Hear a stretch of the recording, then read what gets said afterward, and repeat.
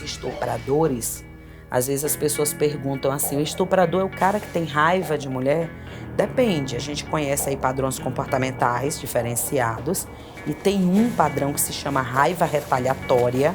Esse cara, sim, ele mata porque ele tem raiva de mulheres, mas, em geral, quem tem essa raiva de mulheres é porque ele teve um problema com alguma figura de sua vida, por exemplo, com sua mãe, e a característica desse padrão é que as vítimas são todas parecidas, que a gente chama de vítima simbólica.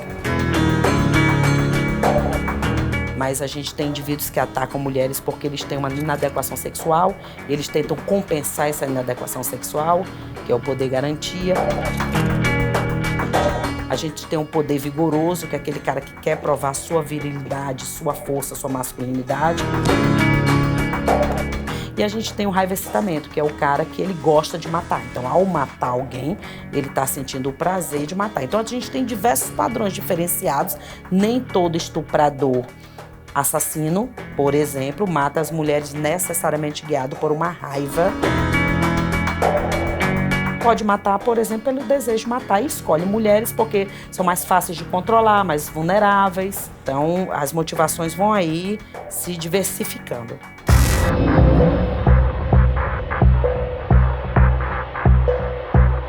O Monstro do Morumbi foi um caso bastante interessante para refletirmos sobre alguns pontos. Um homem que matou na década de 70, inclusive também estuprava algumas mulheres em São Paulo e também no Pará.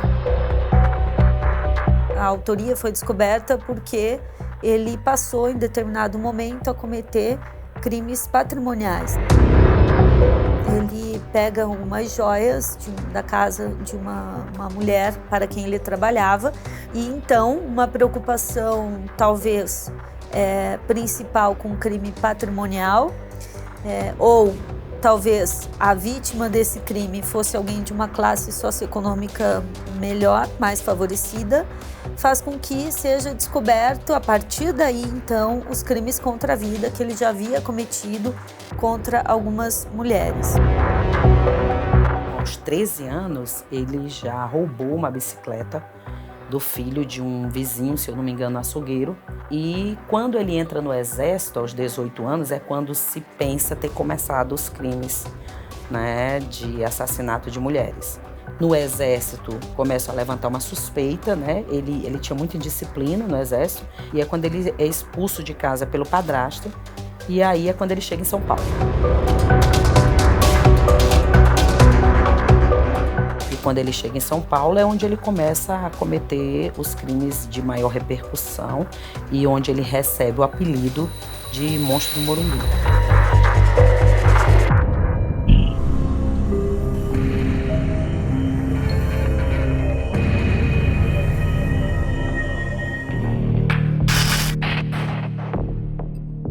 Interessante pensarmos que a palavra monstro é uma caracterização e a união entre a besta, o animal e o homem. Assim foi apelidado o Monstro do Morumbi, um indivíduo que cometia crimes contra mulheres, também de forma brutal, com assinaturas muito específicas.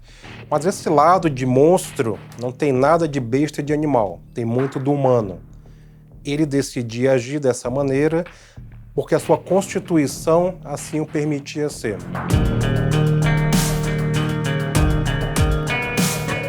No ano de 1970, a professora Yolanda Pacheco chamou um táxi, ela estava na Rua Augusta, aqui em São Paulo.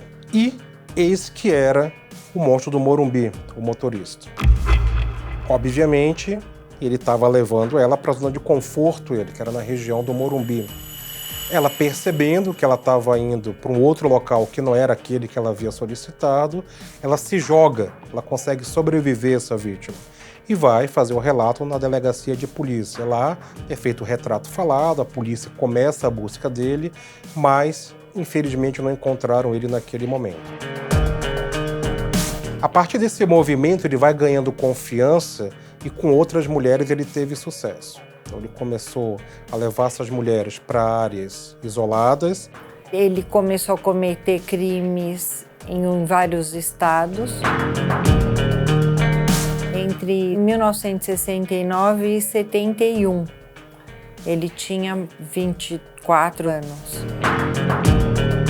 Com 25 anos, ele era empregado de uma casa, de uma mansão no Morumbi. E houve um furto de joias.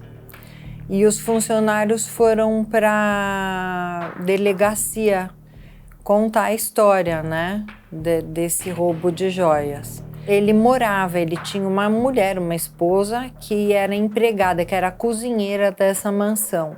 E quando chamaram essa moça, ela contou para os policiais que o José era o monstro do Morumbi, que ele era um assassino.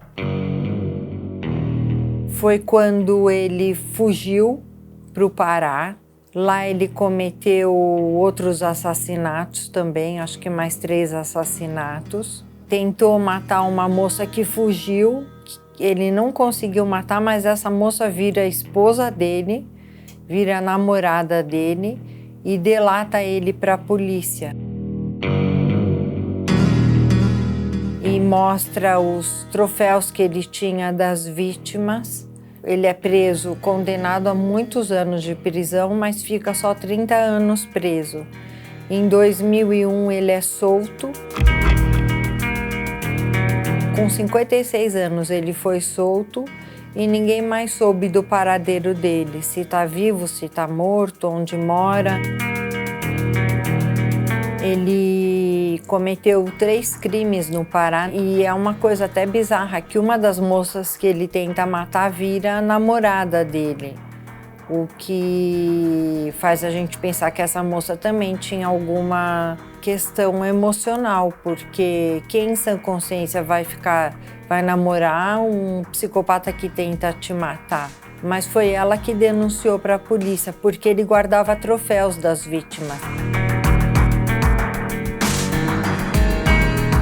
O modus operandi dele, estrangular as vítimas com peças de roupa que elas usavam, meias calças, roupas, lenços, panos. Ele, na época que matava aqui em São Paulo, ele frequentava um baile de empregadas domésticas. E era lá que ele pegou grande percentual das vítimas dele, entre essas moças.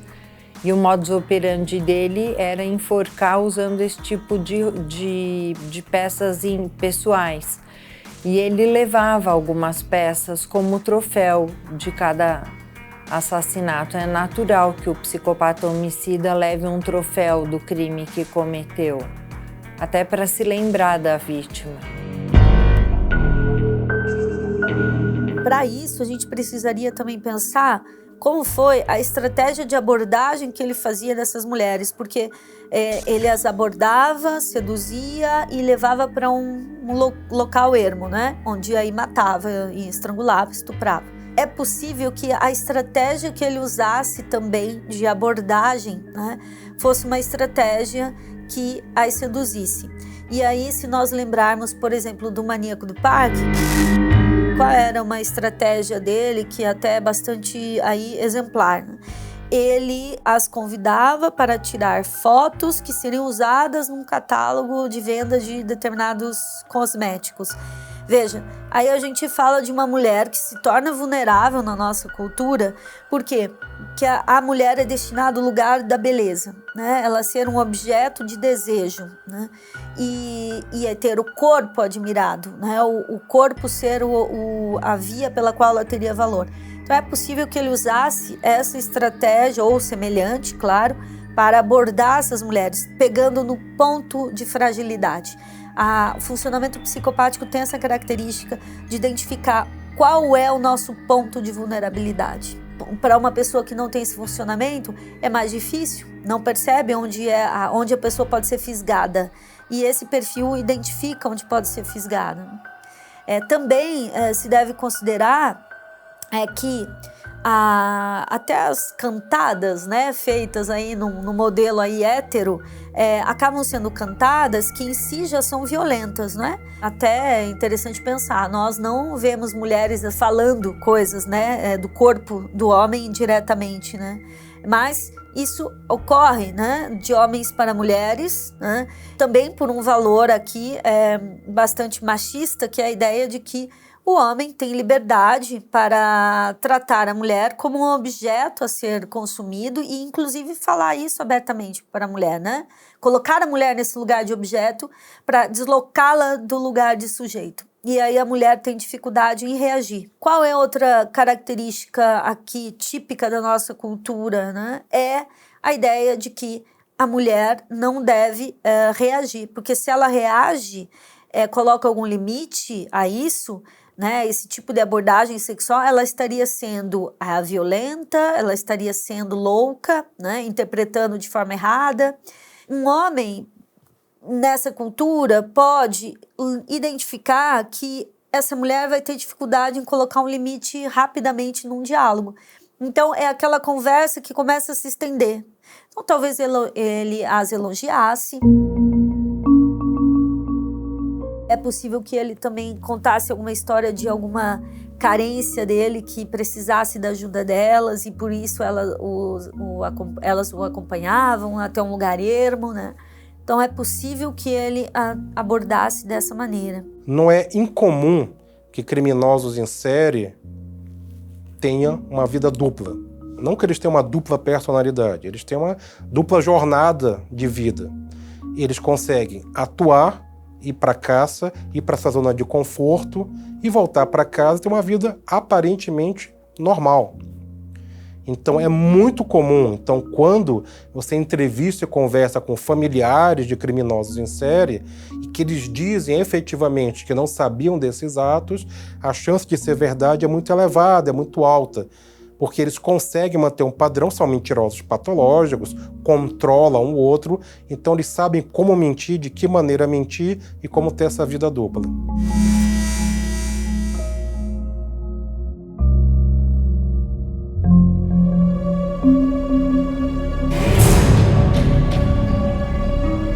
Ele gostava de fazer sexo com os cadáveres duros, como ele falava, ele gosta de carne dura.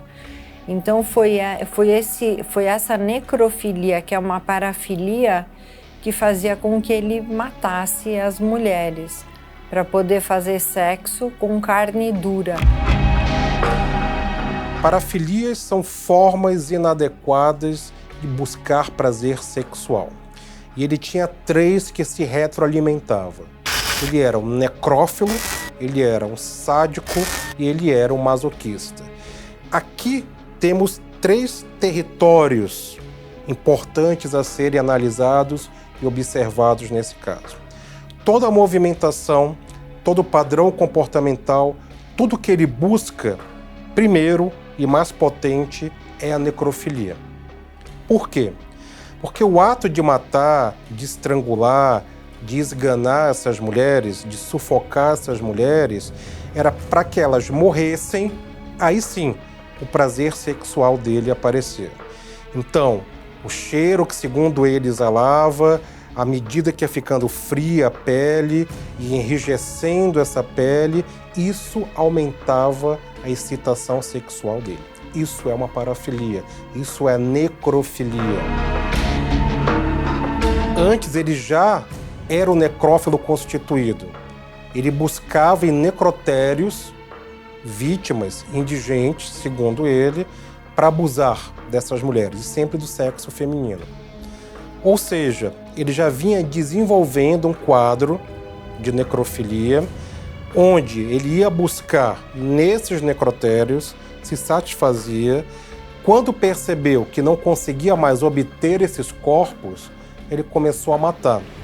Mas o objetivo dele não era simplesmente o estupro ou a tortura em si. Era conseguir o mais rápido possível efetivar e ter sucesso na morte, esperar o corpo esfriar, segundo ele, para aí sim ter excitação sexual. Só que, para ele chegar no ato necrófilo, ele tem que ter uma outra parafilia em ação, que é o sadismo. Ele tinha rituais sádicos, ele batia muito nessas vítimas. Então, o desejo parafílico estava ali esperando. Havia manifestação sádica de trazer essas mulheres e torturá-las para elas morrerem, para ele se satisfazer totalmente com o ato necrofílico, que é abusar de um cadáver. Então, na cabeça dele, ele agia dessa maneira para ser um necrófilo. Obviamente, ele não usava essa expressão.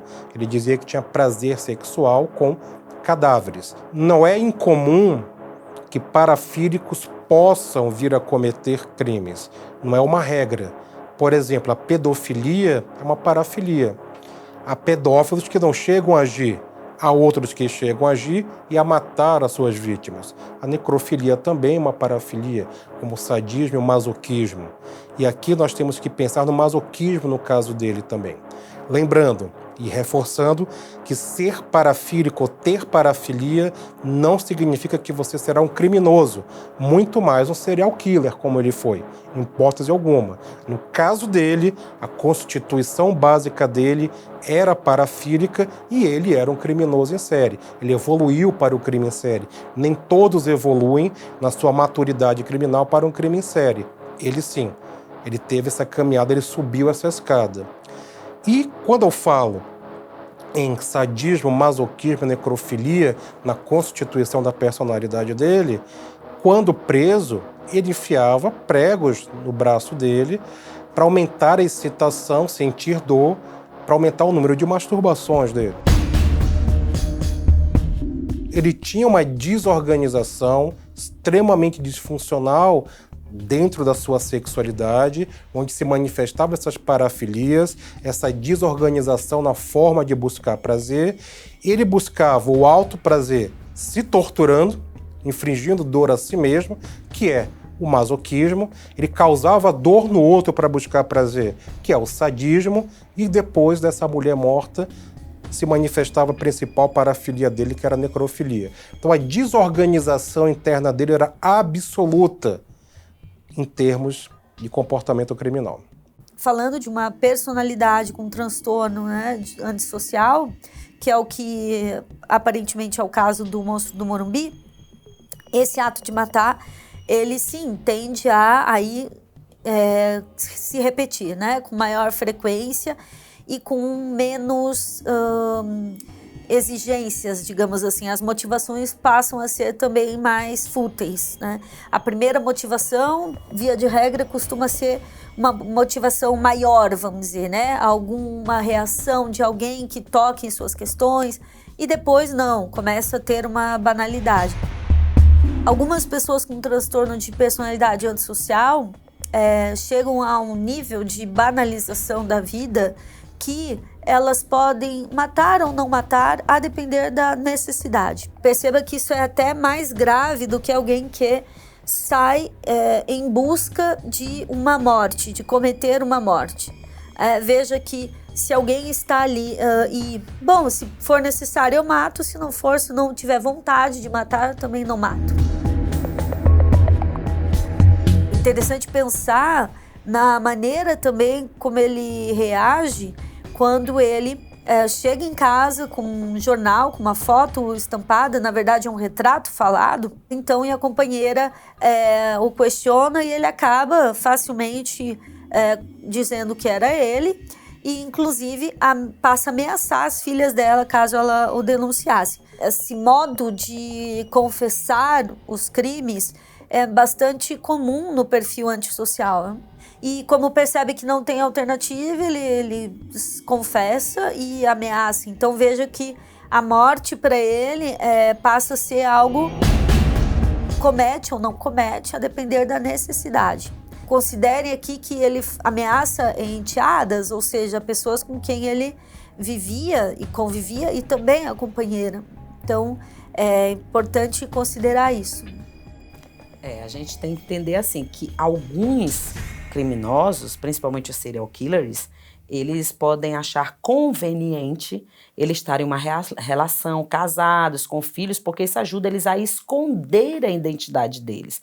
As pessoas, às vezes, veem o serial killer como se fosse um monstro, uma pessoa, né, que não conseguisse se relacionar com ninguém, né? E mesmo os psicopatas, ele pode se aproximar de alguém e se relacionar com alguém, não necessariamente porque ele ama ou porque ele gosta, mas porque é conveniente para ele continuar se escondendo sua persona, ou seja, usando essa máscara do bom moço casado e com filhos.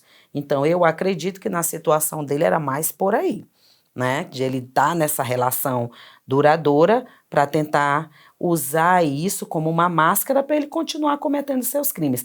Ela pode, tanto faz, tem pessoas que sabem que o indivíduo comete essas atrocidades e amam essa pessoa e não entregam. Tem outras que é por medo, então não sei dizer necessariamente se ela tinha medo dele. Eu acredito que a partir do momento que ele ameaça as filhas dela, ela pode ter ficado nessa relação por medo do que ele poderia fazer com as filhas dela. Agora, ele de amar alguém, eu acho que era mais pela conveniência de se esconder por trás dessas relações.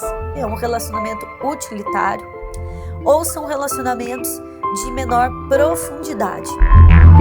Talvez esse relacionamento entre eles, não saberia dizer a duração desse relacionamento, mas pode ser que tenha sido um relacionamento curto ou um relacionamento em que eles não tinham muito contato. As pessoas trabalham, né, muitas horas por dia, se encontram pouquíssimo tempo e quando se encontram é para resolver as questões práticas do dia a dia, então não há contato de fato, né, de escutar as pessoas falando uma a outra o que pensa, o que sente, objetivos, relatar episódios do dia a dia. Isso acontece muito quando se pensa nos relacionamentos em grandes cidades, né? A quantidade de horas que as pessoas trabalham e ficam no trânsito, às vezes os trabalhos são em turnos diferentes, então as pessoas muitas vezes vivem anos juntas, mas têm pouco contato. Assim, é possível que ele mantivesse esse relacionamento e ela também, porque era um relacionamento de pouco contato, seja por duração ou seja pela quantidade de tempo juntos, e seja também porque ele percebia algum benefício nesse relacionamento, né? E aí, esse benefício pode ser alguém que cozinhava para ele, que lavava as roupas dele, né? Alguém que talvez funcionasse como um álibi, como assim, questionar alguém que é casado, né, vive com alguém, é um pai de família, essa figura ainda está no nosso imaginário como sendo livre de suspeitas. Então é possível que ele mantivesse essa relação por interesses, né, práticos ali que encontravam, né? O histórico de vida dele, ele nasce na Paraíba, uma família muito simples. O pai dele, há relatos históricos que o pai dele tinha hanseníase, morreu jovem. Ele, ainda adolescente, ajudava a cuidar do pai. E não é nada confortável cuidar de alguém nessas condições, principalmente naquela época.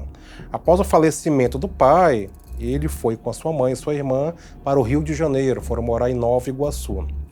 Há relatos também sobre o trabalho da mãe, que precisou se prostituir para pagar as despesas, para sobreviver. Isso mexia, segundo ele, com a autoestima, com a opinião dele como homem, de não aceitar certas situações. E isso, então, teria levado ele a sair de casa muito cedo.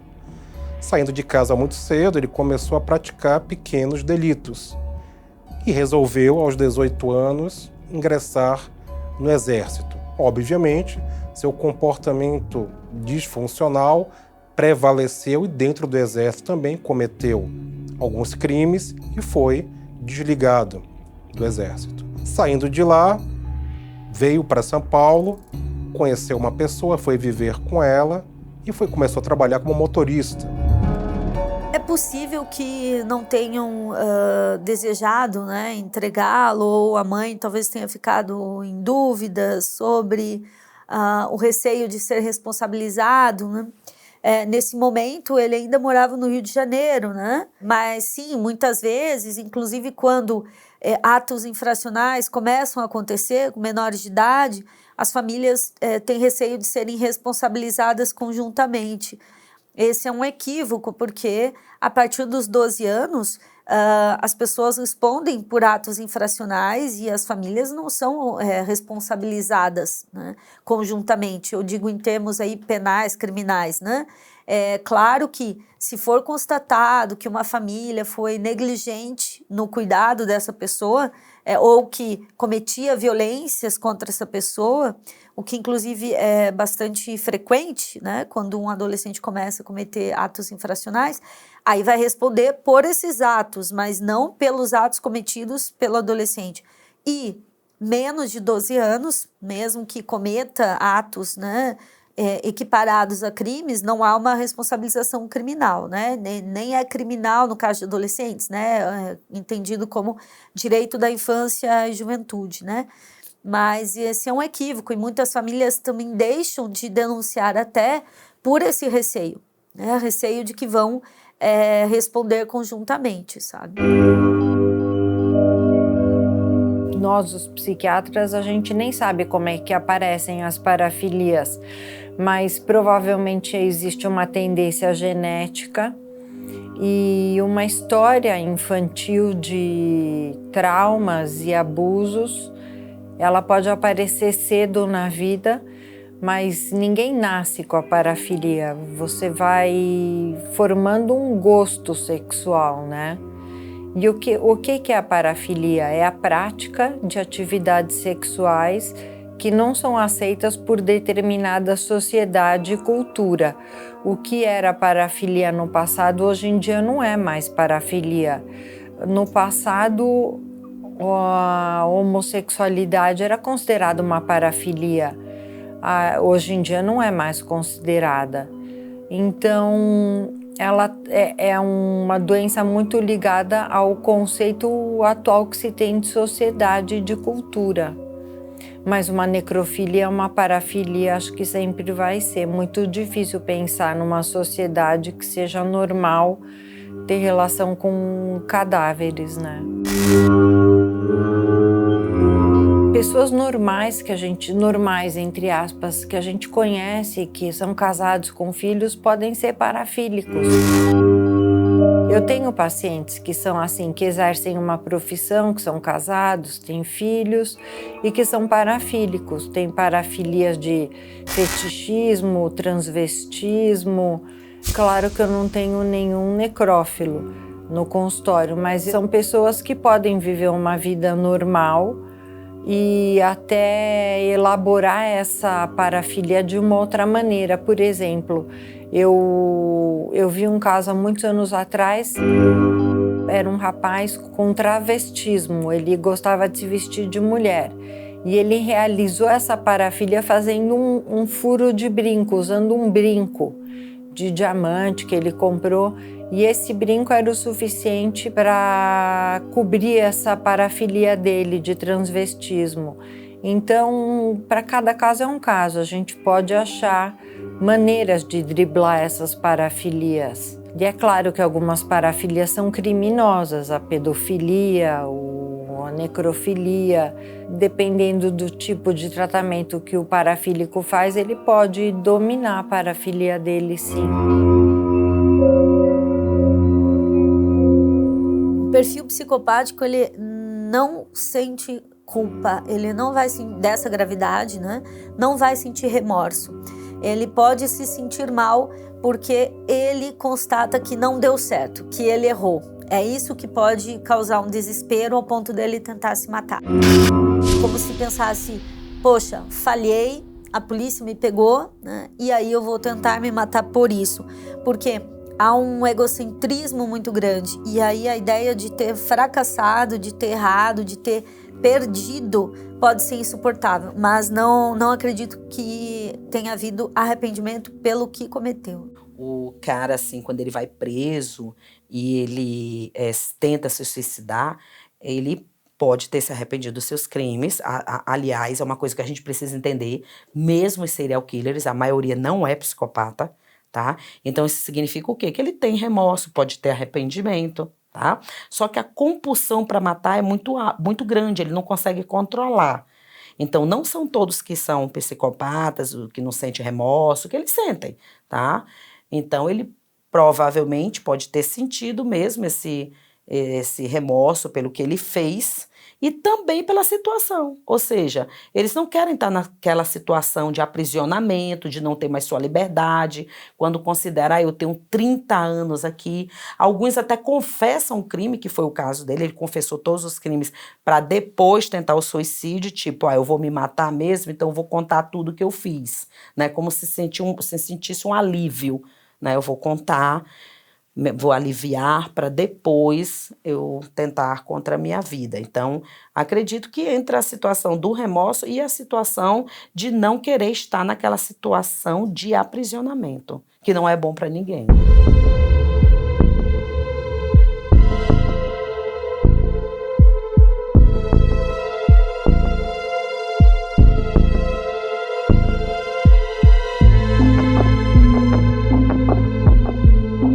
Hoje ele está solto, nós não sabemos aonde ele está, se ele está vivo, se ele voltou a cometer crimes, se ele mudou o modus operandi, se ele mudou a assinatura, não temos essa informação, o que é um problema, porque por mais que uma pessoa dessa tenha cumprido com a justiça aquilo que deve, deveria ter um monitoramento, na minha opinião, porque ele é um egresso do sistema penitenciário, e os egressos deveriam ser acompanhados, principalmente esses criminosos em série.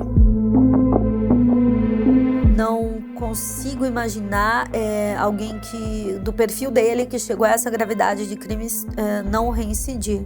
O que também pode ter se dado é ele ter ido para algum lugar, né, e que cometido crimes e que não tenham chegado à notificação, né? Então, se nós pensarmos, o Brasil é enorme e há regiões, sim, de ainda raro acesso aos registros policiais, né? Então, é possível. Também se pode pensar que ele saiu com uma debilitação de saúde e aí isso dificulta, porque para cometer crimes dessa natureza, ele precisaria ter um vigor, né? E aí, talvez, o porte dele já físico, a energia, talvez impossibilitasse.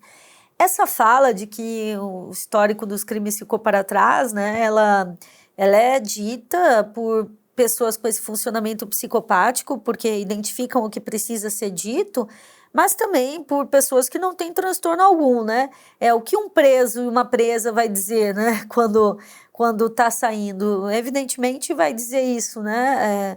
A não ser em casos mais excepcionais, mas vai dizer isso, né? Então, essa fala em si, ela pode ser pensada assim, a partir do perfil dele, mas também pela condição de estar saindo, né?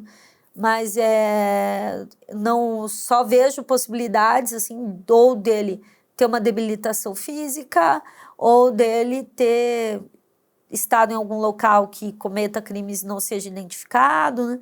E há ainda uma dificuldade, né? Imaginem, quem, por exemplo, registraria o desaparecimento dele para a polícia investigar?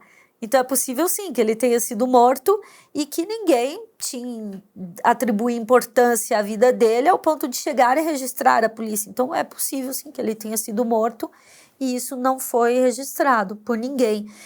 Muitas vezes as pessoas, quando ficam muito tempo presas, perdem totalmente os laços familiares. E o que a gente sabe é que ele já, né, tinha uma fragilidade dos laços familiares, né? Ele pode ter parado de matar, não que ele tenha deixado de ser psicopata, mas ele pode não ter matado mais e ter vivido vários anos, uma vida longa, ou um dos parentes dessas vítimas pode ter querido vingança e matou ele. O fato é que ele sumiu, né? Ninguém rastreia o monstro do Morumbi, então é muito difícil saber o que realmente aconteceu. Acho que qualquer uma dessas hipóteses é possível. O homem com 56 anos diminui um pouco da libido, né? Talvez ele já não tenha tanta impulsividade sexual.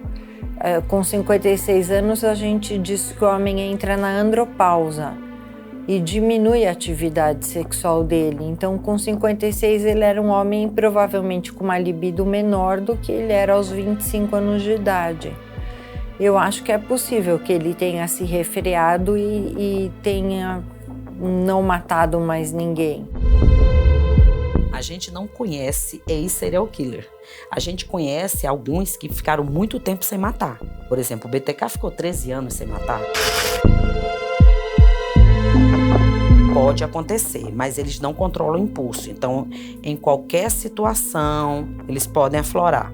Então, o que a gente sabe também é que existe uma diminuição no número de crimes cometidos quando a pessoa avança na idade. Porque se entra numa situação psicológica que a gente chama de introspecção.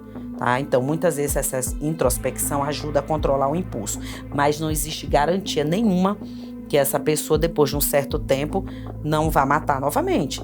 É o que aconteceu com, por exemplo, outros criminosos famosos que saíram da prisão, demoraram um monte de anos aí sem matar e depois acabaram voltando para a prisão porque mataram alguém. Então é uma coisa muito perigosa, né? Da gente achar assim, o indivíduo está totalmente curado. Até porque não se sabe nada sobre o monstro Morumbi hoje. Não se sabe onde ele está, não se sabe. Ele pode ter mudado de identidade, ninguém sabe. Então, continua aí o perigo.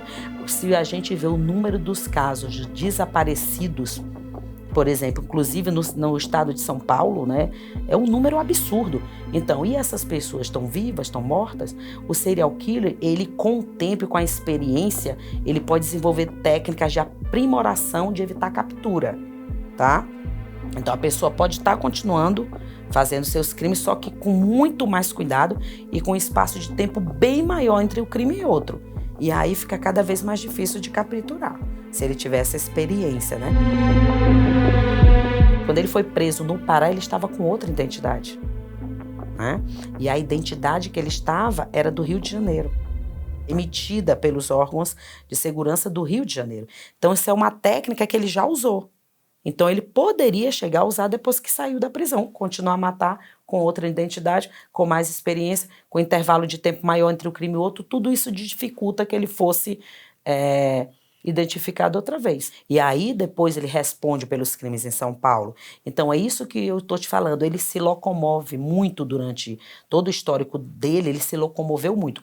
Todo criminoso que se locomove muito, ele é de mais difícil captura. O monstro Morumbi, ele foi capturado depois, né? Ele conseguiu fugir diversas vezes, fugiu da polícia de São Paulo, foi matar lá no Pará, mesmo ele sabendo que estava sendo procurado em São Paulo, ele foi ao Pará, continuou matando, né? Então, toda essa trajetória mostra que ele é um cara muito atento com as questões de evitar captura e de mudar de estado. Então, quando os criminosos se locomovem, o que a gente chama de geograficamente instáveis, todo geograficamente instável, que é o que se locomove muito, ele é de mais difícil captura. Talvez ele foi identificado a partir de um crime patrimonial e contra alguém de uma classe socioeconômica mais favorecida, né? Ainda no Brasil, a nossa legislação criminal, ela acaba sendo muito mais rigorosa em relação a crimes patrimoniais do que em relação a crimes contra a vida, né? Esse é um paradoxo, aparente paradoxo, né? Mas, na verdade, se deve questionar e pensar um pouco quais são os valores que nós damos mais importância na nossa cultura. E também, não sei da condição socioeconômica das vítimas dele, mas é possível que fossem vítimas de condição socioeconômica menos favorecida. E muitas vezes essas pessoas acabam tendo menos atenção, até porque tem menos visibilidade dos seus casos. As pessoas da família, conhecidos, às vezes têm pouca informação de como, né, buscar, onde buscar, e acabam daí sendo invisibilizados. Penso que esse aspecto é importante nós destacarmos. Isso se dá com outros crimes também, crimes sexuais, né? Quando uma pessoa é de uma classe socioeconômica mais favorecida ou menos favorecida. E mesmo mortes de adolescentes. Então, nós sabemos que mortes de adolescentes negros, pobres, nós temos uma estatística avassaladora. No entanto, nós não ficamos sabendo desses casos. Nós ficamos sabendo dos casos igualmente graves, né? Mas quando uma criança ou adolescente sofre um crime e é branco e mora numa região mais favorecida pelo Estado, pelo poder público, né? Então é importante a gente observar isso, né? Essa invisibilidade de algumas pessoas, né? E uma maior visibilidade de outras, e também de alguns tipos de crime.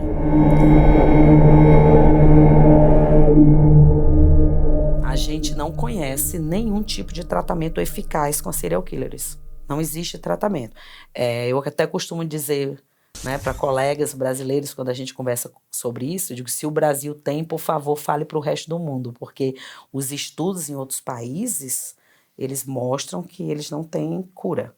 Nem o serial killer e nem o pedófilo. São duas categorias que não têm cura. Ou seja, eles vão continuar agindo. O serial killer só para ou morto ou preso. Porque a gente tem entre os serial killers, né, esses mais violentos, criminosos mais violentos, a gente tem aqueles que são bem, assim, planejam menos seus crimes, têm menos poder cognitivo aplicado às suas ações, mas a gente tem aqueles que eles vão desenvolvendo técnicas, eles vão aprimorando esse poder cognitivo e esse planejamento ao ponto de que eles vão passar aí muito mais tempo matando, né? Então a polícia tem que estar atenta a isso. Ele foi descoberto quase que por acaso por causa do roubo das joias, né? Senão ele estaria aí mais tempo cometendo mais vítimas. Tanto é que ele tem mais de 10 vítimas, né? Então, quer dizer, tem que se estar atento que nem sempre, né, pensar que o criminoso é um cara despreparado, né? Muitas vezes ele está um passo à frente e a polícia tem que se preparar na identificação e na apreensão desses indivíduos.